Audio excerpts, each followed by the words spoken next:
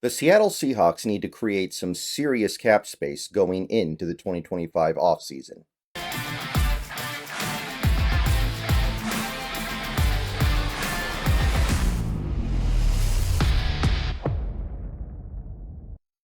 What's going on, everybody? Good morning. Hope you guys are doing well on this Tuesday. And I think that we have exhausted most of the offensive coordinator conversations that we can have. I think that we have kind of reached the point where I can feel that my audience is starting to lose interest in talking about all these very, very long shot, very, very unlikely, very dark horse candidates.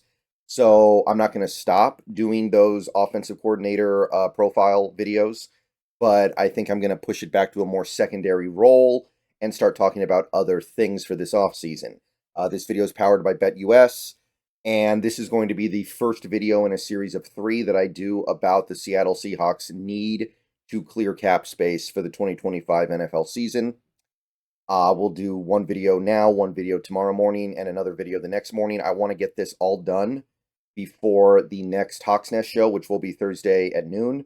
So we'll have all this done by then.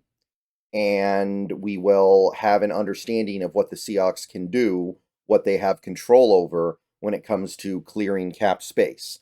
There are a couple more candidates that I think are interesting for the offensive coordinator conversation, and I will be making videos about them in the coming days.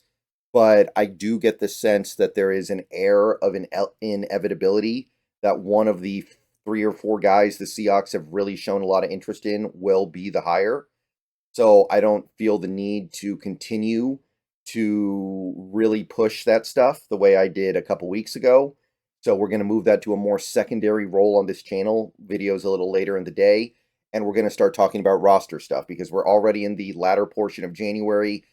February's coming. March is coming, and then free agency is here, by which point the Seahawks will have needed to do some serious work if they want to participate.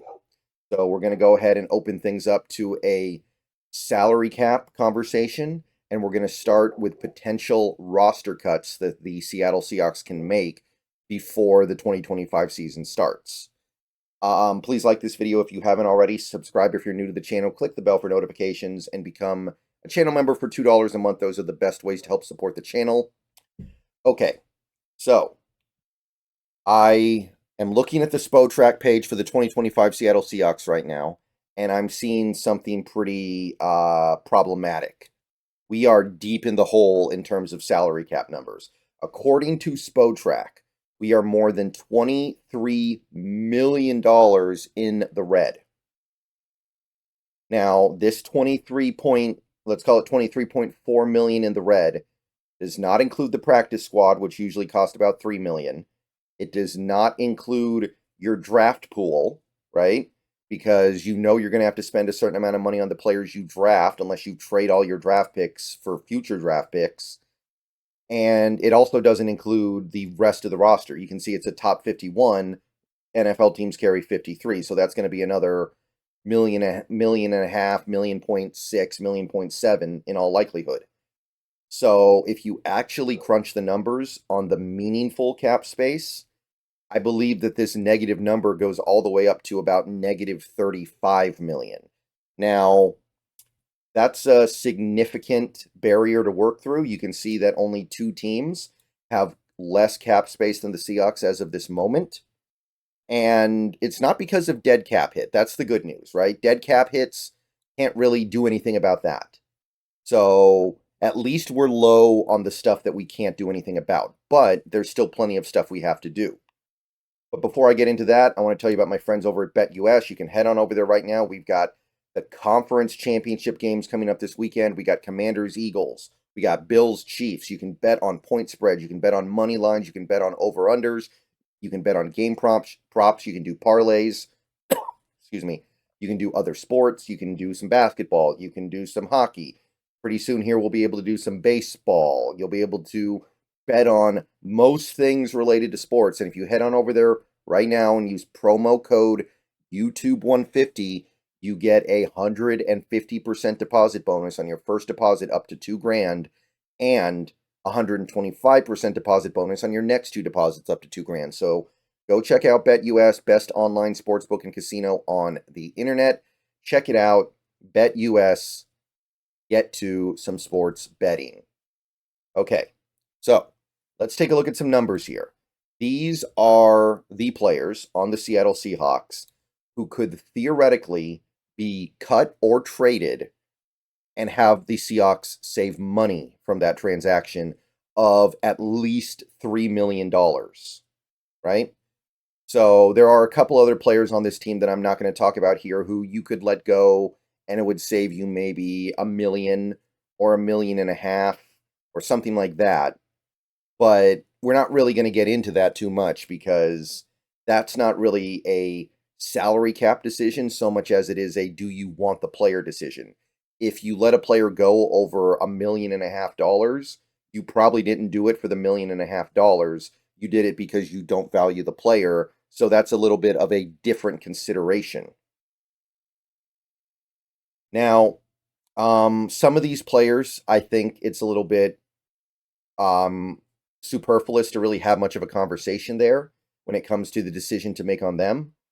So there are going to be certain guys here who I pretty much shoot down unless the Seahawks decide they're going to just blow it up, start over, and basically throw away the 2025 season, which I know some fans would be okay with them throwing away the 2025 season, but I seriously doubt this team is going to be open to it, and I'm not really going to take that possibility very seriously, personally. But this video is just kind of for presenting the numbers. So let's take a look, just the numbers of who can be let go this offseason to save money.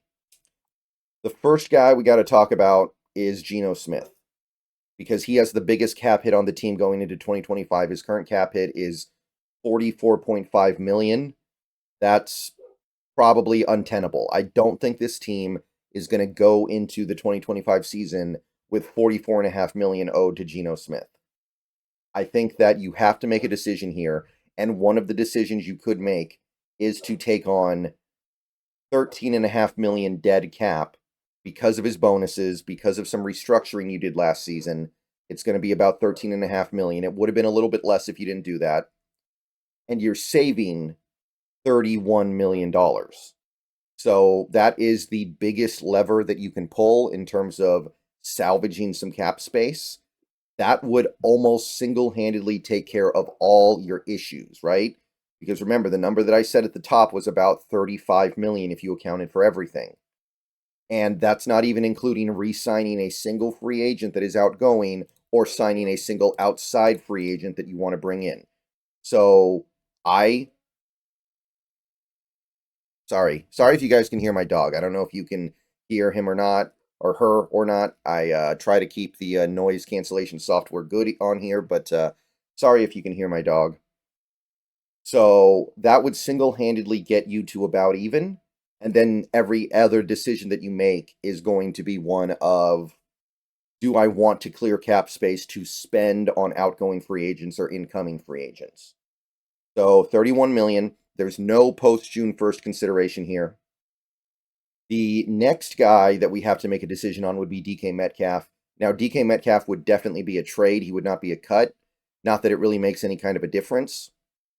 The current cap hit on DK Metcalf is just under $32 million or $31.9 million. Now, again, I feel like that's relatively untenable going into the season with. Even if you believe that DK Metcalf is an elite receiver, which I don't think very many people do anymore, but even if you do believe it, that's not a cap hit that anybody wants to go into any season holding. Even for a guy like a CeeDee Lamb or a Justin Jefferson or a top 5 receiver, you don't want that dead cap hit. You don't, cap hit on your books no matter what. So to move off of DK Metcalf via trade, the dead cap hit would be $21 million, which means the savings are just about $11 million. That's not very good, right? We've moved a lot of money around with regard to Metcalf. We've done some void year stuff with him. We've done some restructuring with him. So because of that, most of his money is guaranteed from the Seahawks. So we're still paying him about 2/3 of his salary for the 2025 season, even if he's not here, which makes this less appetizing. Now, there is a post-June 1st option here where you could take on dead cap of about 13.9 and save 18 million. The problem is it's really hard to trade a player after June 1st because that's after the draft. That's after all the waves of free agency with the exception of maybe the last one. So this would be hard to figure. So if you're looking to move Metcalf, you are probably looking at just doing the pre-June 1st numbers. And while there is going to be a lot of discomfort around anything you do with Metcalf, that includes the massive dead cap hit on trading him. All right, Tyler Lockett is the next guy up, and this one is unfortunately going to be pretty easy, I believe, for this team. But Lockett is currently due about 31 million, 30.9 million against the cap. The dead cap hit, if he is moved on from one way or the other, is 13.9. And by the way, that number holds even if he retires. It's called guaranteed money for a reason. And the cap savings would be 17. So you'd still be paying him a little less than half, probably somewhere around 45% of his cap hit if he's not here. And then you're saving 17 with him not here. And there's no post-June 1st consideration. So you can't really do that. But from my perspective, this is a difficult but nonetheless easy choice. Next guy to look at would be Big Cat Leonard Williams, coming off maybe his best season as a pro. This is a move you would only make if you're blowing it up. Like, you would not even consider doing this unless you're just trying to reset. And I don't think this team is going to be doing that.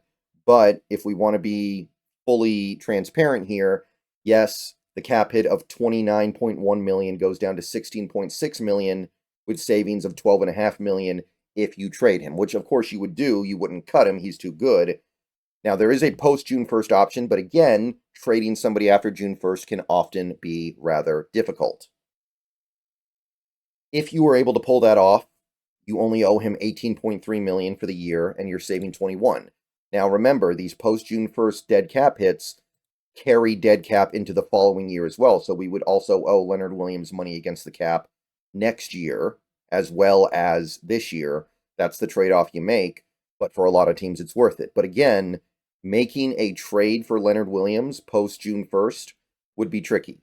So the only real consideration here is pre-June 1st, and you're still paying him a majority of his salary, even if you trade him then. So it's not very appealing unless you're getting massive haul back that I don't think will be there for a 31-year-old player. All right, next up we got Draymond Jones. This is another one that I think most people are going to have a pretty easy call on. He is due 25.6 million with regards to the cap this year. That number goes down to about 14.1 dead if you let him go. You probably can't trade him, so you would probably be cutting him. But same money either way. The cap savings would then be about 11.6 million, substantial, but most of his money would still be going to him. You could post June 1st him, because there was a little bit of restructuring done with Draymond last season, and you would be pushing some of that dead money to 2026, and the dead money would then become 9.1 million, and the savings would be about 16.5 million. So that's another option that you have open to yourself. And I don't know if they're going to do pre or post, but I think they're going to pull one of those levers personally. But those are the numbers. Next up, we have Uchenna Nwosu, due 21.2 approximately under the cap. He did play a little bit better when he got back from the injury. He did look fairly good, but that's a lot of money, 21.2 million. The dead cap hit is substantial if you let him go. It's about 13 million flat, meaning you're only saving about 8.2. So you're still going to pay him over 60% of his salary for the 2025 season. And that may motivate the team to keep him around for one more year, but that's the decision. There is another decision you can make. You can make him a post-June 1st release, and the dead cap hit would be reduced to 6.5 million, meaning you're saving 14.7. Again, another 6.5 million would get kicked into 2026, but for most teams in these situations, that is a monetary commitment that they are willing to make to clear immediate cap space, especially because the cap constantly goes up. That's the Nwosu numbers. Next up, Noah Fant, the last big cap hit that we have left to talk about here, due 13.4 million against the cap in 2025, but only 4.5 million is guaranteed, meaning a release, you save $8.9 million. So there's no post June 1st consideration here. It's either you release him or you don't. And that's what, 2/3? About 2/3 of his cap hit goes to savings. That's pretty good. That works. We're segueing now into the more medium cap hits now, guys who are under 13 million.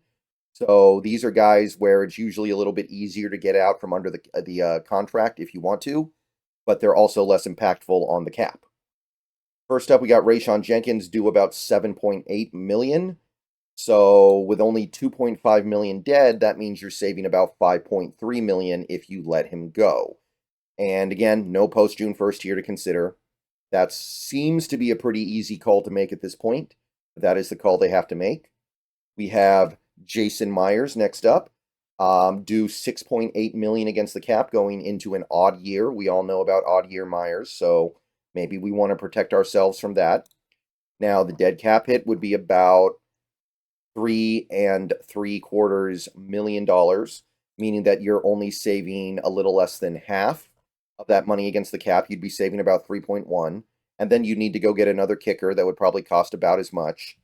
Now, there is a second option. You could post June 1st release him and go 1.9 million dead, and then that's close to 5 million saved. So that's better for sure. That's something that I would at least consider.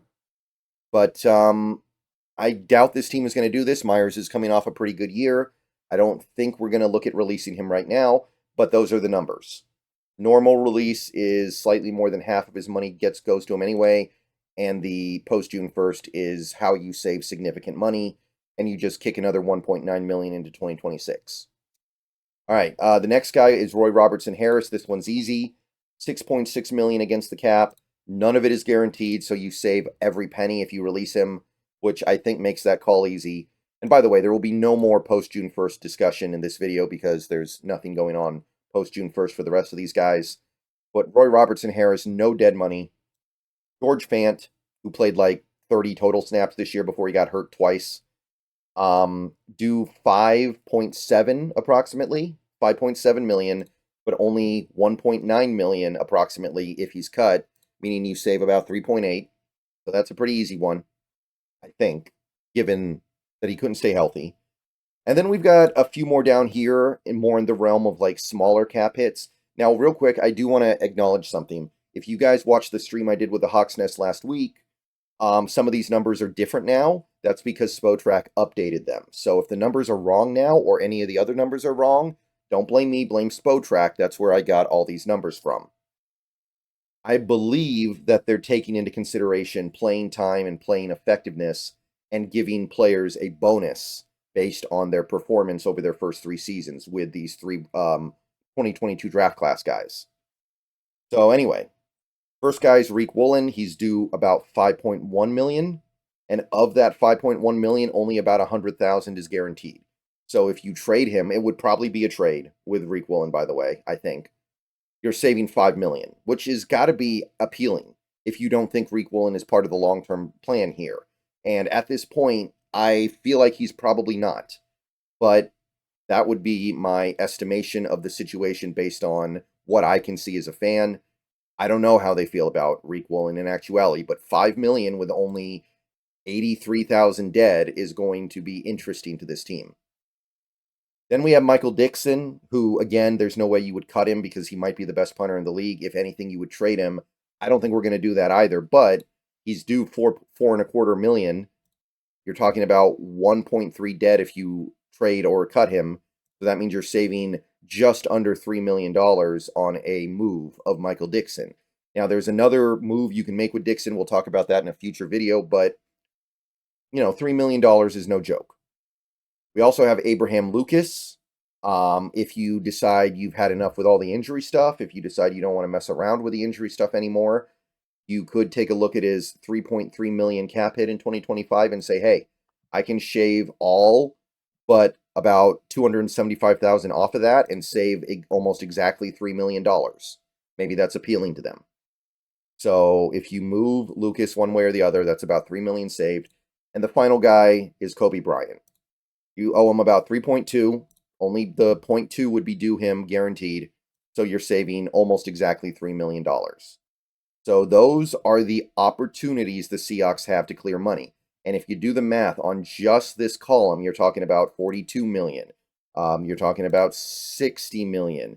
You're talking about 72 million. You're talking about 84 million. You're talking about 92. You're talking about 100 million. And then you're getting down here, you're talking about 100 and what would I just say? 115 million, 125 million. You're getting up to over 130 million in potential savings. Now, you're not going to release all these guys, of course. You're not, but you are going to release some of them, and this is how you start creating cap space for the 2025 offseason. See you guys later. Go Hawks. More videos coming later. More on this series later. But let me know what you think. Let me know how you're feeling. And go Hawks. And once again, I want to thank BetUS for powering this video.